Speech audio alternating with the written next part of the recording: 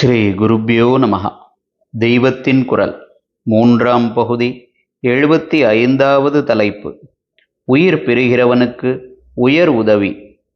உற்றார் ஆர் உளரோ உயிர் கொண்டு போம்பொழுது குற்றாலத்துறை கூத்தன் அல்லால் நமக்கு உற்றார் ஆர் உளரோ என்ற மாதிரி அந்த அந்திம சமயத்தில் எல்லா பந்துமித்திரர்களையும் விட்டுவிட்டு புறப்பட்டே ஆக வேண்டும் என்னும்போது அவன் ஒருத்தனே பந்து என்று எந்த ஜீவனும் புரிந்து கொள்ளத்தான் செய்யும்.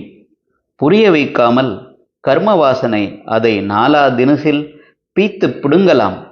ஆனால் அந்த சமயத்தில் சுற்றி இருப்பவர்கள் பகவன் நாமாவை சொல்லிக் கொண்டிருந்தால் சட்டென்று அது ஒரு லகான் போட்டு அந்த சாகிற ஜீவனின் நினைப்பை பகவானிடம் திரும்பும்படி பண்ணலாம். அந்த சமயத்திலேயே பிராணன் ஒடுங்கிவிட்டால் அவனை பரமாத்மா எடுத்துக்கொண்டுதான் ஆக வேண்டும். கீதையில் அவர் அப்படி வாக்கு கொடுத்திருக்கிறார். வாழ்நாள் முழுவதும் நினைக்கிறானா நினைக்கவில்லையா என்பதை பாராட்டாமல் இர்ரெஸ்பெக்டிவாக கடைசியில் எதை நினைத்தாலும் அத்தை அடைகிறான் என்று அவர் சொல்லிவிட்டதால் இந்த ஜீவன் எப்படி வாழ்க்கை நடத்தியிருந்தாலும் கடைசியில் அவரை நினைத்து விட்டதற்காக அதை அவர் எடுத்துக்கொண்டுதான் ஆக வேண்டும். கடைசி நேரத்தில் அடியோடு நிராதரவான ஒரு ஜீவனுக்கு உண்டாகிற தாபத்தோடு சுற்றியிருக்கிற நமக்கும் அது கடைத்தேற வேண்டுமே என்பதில் ஹிருதயபூர்வமான கவலை இருந்து பகவானை பிரார்த்தித்து கொண்டு நாமாவை சொன்னால் அதற்கு பலன் இராமல் போகாது. எல்லா பரோபகாரங்களையும் விட உத்தமமானது ஒரு ஜீவனை பரமாத்மாவிடம் சேர்க்கிறது தான்.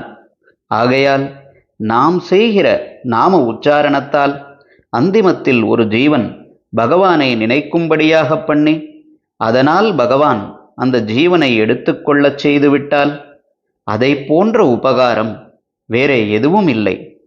கடைசி கால ஈஸ்வர ஸ்மரணை ஜென்மாவை அப்படியே அழித்து விடாவிட்டால் கூட பரவாயில்லை. நிச்சயம் அது பாபத்தை பெரிய அளவுக்கு அலம்பி விட்டுவிடும்.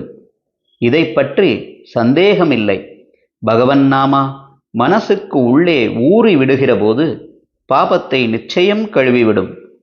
ஆனதால் பகவன் நாமாவோடு கண்ணை மூடுகிறவன் ஜென்மாவே இல்லாமல் விடுபட்டு விடுகிறான் என்று வைத்து கொள்ளாவிட்டாலும் மறுபடியும் பாப ஜென்மா எடுக்கவே மாட்டான். நல்ல புண்ணிய ஜென்மாவாக எடுப்பான் என்பது நிச்சயம். புண்ணிய ஜென்மா என்றால் பணம், காசு, அழகு, உசந்த ஜாதி இதுகளா? இல்லை. இந்த ஜென்மா முடிவிலே வந்த பகவத் ஸ்மரணையை விட்ட இடத்திலிருந்து தொடர்ந்து அடுத்த ஜென்மாவிலும் எப்போது பார்த்தாலும் பகவத் ஸ்மரணை இருக்கும்படியான சூழ்நிலையும் மனநிலையும் கொண்டதுதான் புண்ணிய ஜென்மா. அப்படி எடுத்து அடுத்த ஜென்மத்தோடாவது சொந்த முயற்சியினாலேயே சம்சார நிவர்த்தியை சம்பாதித்து கொள்ள ஒரு ஜீவனுக்கு இந்த ஜென்மத்திலேயே அந்திம நேரத்தில் நாம் நம்மாலான சகாயத்தை பண்ண வேண்டும்.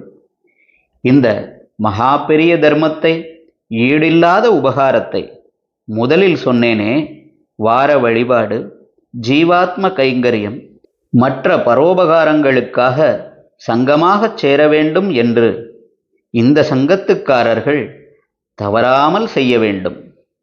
ஹரஹர சங்கர, ஜெய ஜெய சங்கர. தெய்வத்தின் குரல் மேலும் ஒலிக்கும்.